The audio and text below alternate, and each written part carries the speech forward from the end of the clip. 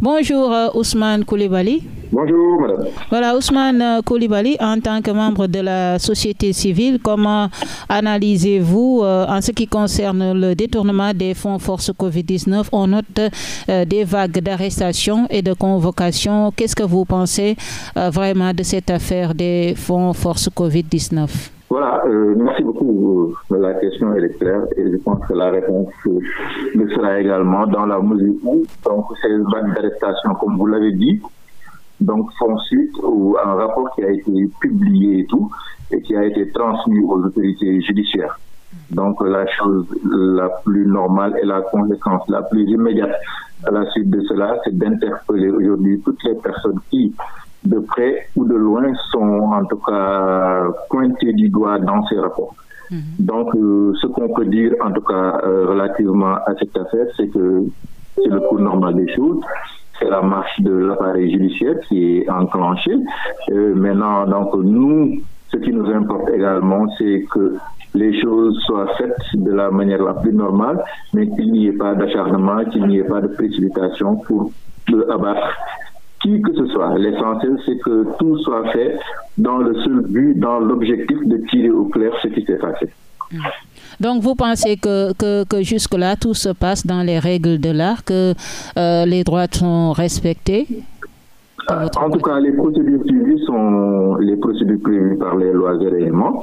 Donc, toutes les arrestations, parce que vous n'êtes pas sans savoir qu'il y a les procédures judiciaires. Donc, le rapport qui est transmis en procureur, qui a la possibilité d'ouvrir une enquête, qui a la possibilité donc de convoquer, donc maintenant à la suite d'une convocation à la division des investigations criminelles ou bien au niveau de la brigade des affaires générales, on convoque la personne, on lui pose des questions relativement à des faits qui sont susceptibles de lui être reprochés. Maintenant, en fonction des réponses qui sont fournies et en fonction également de la demande ou bien des sollicitations du procureur aujourd'hui, la personne peut être aujourd'hui mis en position de garde à vue, la personne peut être déférée au parquet, etc., etc. Donc, différentes procédures aujourd'hui peuvent être enclenchées à l'encontre d'une personne. Donc, tout comme également, on peut vous entendre, vous apporter vos preuves, on vous laisse partir ou bien on vous met sous contrôle judiciaire. Tout cela est possible.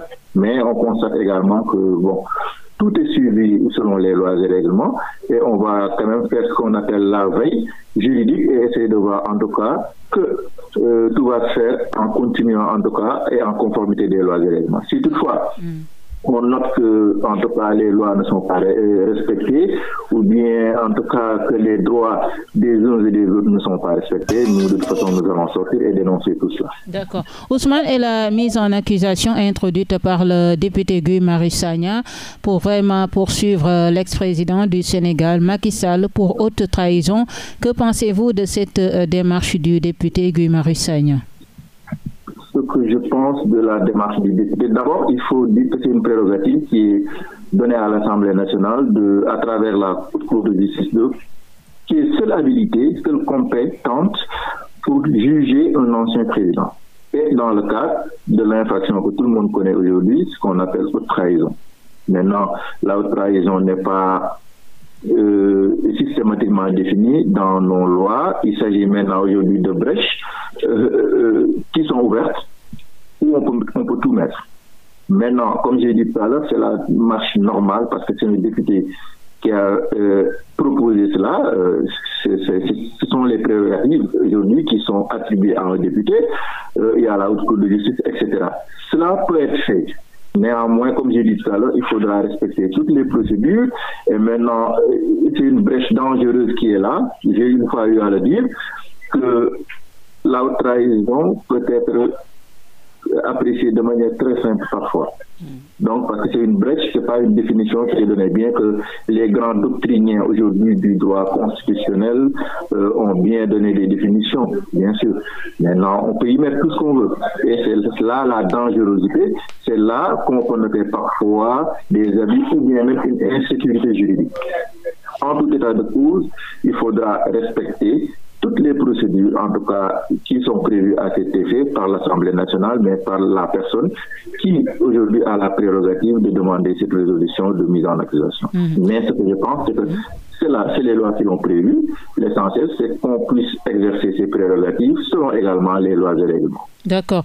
Et par rapport à l'arrestation d'Abdou Nguer, que pensez-vous de cette arrestation? On parle de menace des libertés au Sénégal sous le régime du président Diomaye. Est-ce que vous partagez cette idée, Ousmane Coulibaly? Malheureusement, encore une fois, au Sénégal, au XXIe siècle, on nous parle de Abdou Nguer, on nous parle de Badara Gadiaga, etc. Au moment où, ailleurs sur la planète, on parle du droit financier, on parle de droit du sport, on parle des appels publics à l'épargne qui se font en une fraction de seconde, où on peut souscrire aujourd'hui à des sociétés internationales pour gagner des millions.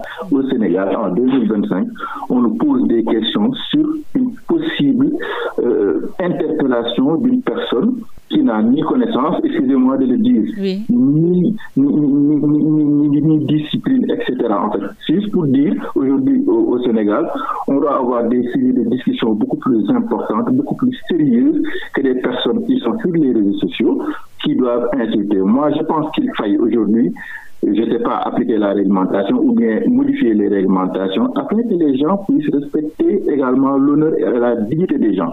Aujourd'hui, qui qu'on puisse être Abdou Nguer, Badara Gadiaga, sans personnaliser, Ousmane Coulibaly, vous êtes en porte-à-faux avec la loi, vous devez être interpellé. Mais ce qui nous fait mal aujourd'hui, c'est que tous les sujets de discussion tourne autour de faits divers et jamais de choses sérieuses. Maintenant, si on prend l'interpellation, je ne vais pas parler de la personne, parce que je ne vais pas parler de certaines personnes, franchement, mais pour les principes, toute personne qui doit être interpellée aujourd'hui doit l'être en conformité avec les lois et les règlements. Peu importe que vous soyez pour ou contre aujourd'hui le régime en place, ou bien contre Ousmane Sonko, président Diomaye Faye, peu importe. Il faudrait qu'on puisse vous coller quelque chose qui est prévu par les lois et règlements, c'est-à-dire respecter le principe de la légalité criminelle et respecter toutes les procédures, comme j'ai dit tout à l'heure, prévues à cette époque. Mais malheureusement, on nous parle d'Abdou Nguer, comme j'ai dit tout à l'heure. C'est dommage.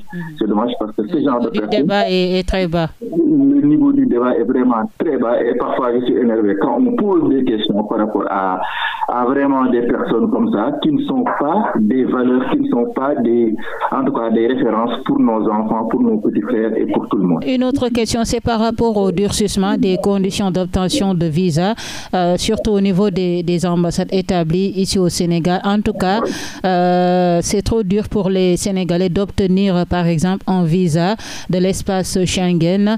Que pensez-vous de cette situation? Qu'est-ce qu'il faut faire? Quelles sont les solutions? La solution la plus immédiate qu'il soit est d'abord d'appliquer la réciprocité. D'abord la réciprocité, mais aujourd'hui l'Afrique doit se faire respecter.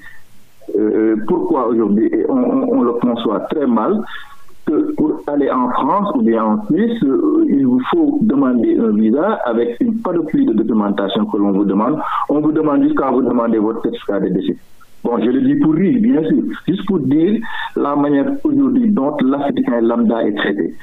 Mais il faut appliquer ce principe de réciprocité. Comme anecdote aujourd'hui, pourtant il y a des pays d'Afrique qui demandent le visa. Prenez l'exemple du Cameroun. Moi, je dois aller au Cameroun d'ici la fin du mois. J'ai respecté toute la procédure pour l'obtention de visa. Mais je n'ai pas été fatigué. J'ai tout fait à travers mon bureau. J'ai envoyé en ligne et voilà, c'est basta. Mais pourquoi aujourd'hui on doit vivre l'enfer afin d'avoir un visa pour aller visiter tel ou tel pays? Donc là, c'est un questionnement qui est là. Des réponses profondes devront être apportées. Et moi, je pense qu'il faille appliquer cette réciprocité également, mais parler à ces représentations diplomatiques qui comprennent également que aujourd'hui, si on va en France, en Suisse, c'est vraiment pour des questions de business, pour des questions de tourisme, comme aujourd'hui le Français peut se lever et venir au Sénégal. Et sans visa, ça n'a rien. Il lui suffit d'avoir un billet d'avion, etc., etc. On n'est même pas sûr qu'il ira à l'hôtel, etc.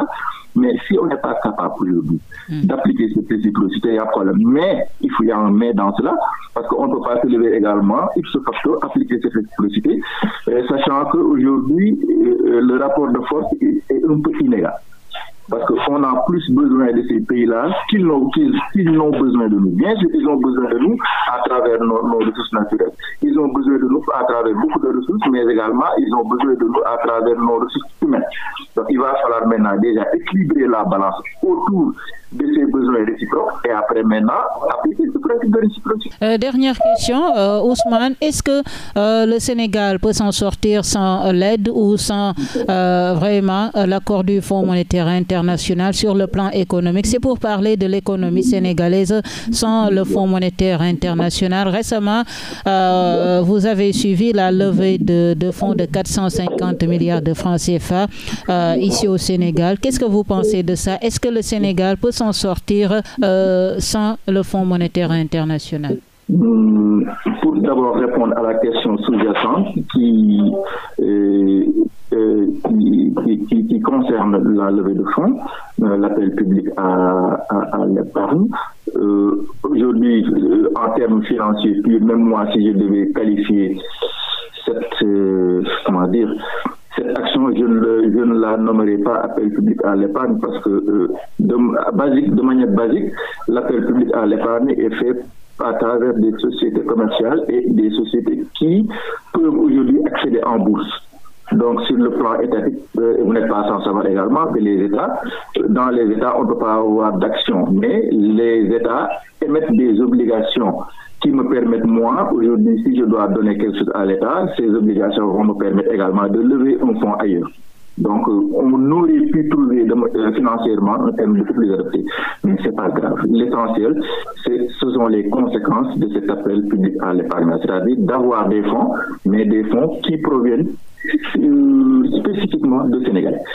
Maintenant, est-ce que le Sénégal peut s'en sortir sans l'aide du FMI, le Fonds monétaire international? La question va être partagée. Je vais dire oui et non. Oui, dans la mesure où on est capable aujourd'hui de pallier à l'intervention du Fonds monétaire international. Si on a la possibilité aujourd'hui de trouver des mesures alternatives, bon, je pense que c'est oui. Mais non, parce que simplement aujourd'hui, parfois, nous avons besoin de financement et de manière urgente et dans tous ces cas-là, le Fonds monétaire international est là. Donc, plus sous cet angle-là, je dirais que non. Néanmoins, il faille mettre aujourd'hui en place des mécanismes et des systèmes qui permettent à nos États de pouvoir lever des fonds de manière assez simple, comme on l'a constaté, où on a besoin de 150 milliards, mais on en récolte 450. Si on parvient à avoir en tout cas des sources de financement assez diversifiées, je pense qu'in fine, on n'aurait plus besoin de l'intervention du FMI. Et parce qu'il faut noter quelque chose. Le Fonds monétaire international, la Banque mondiale, ces institutions n'ont jamais permis de développer des pays. Au contraire, ils ont toujours permis à mettre des pays sous l'eau. Vous n'êtes pas sans savoir que la Grèce a failli aller en faillite définitive. Et ça, c'était grâce à ce Fonds monétaire international, etc., où des financiers véreux ont pu en tout cas maquiller des chiffres comme ce qu'on a constaté ici au Sénégal, afin de conduire à la Grèce dans la situation où elle était.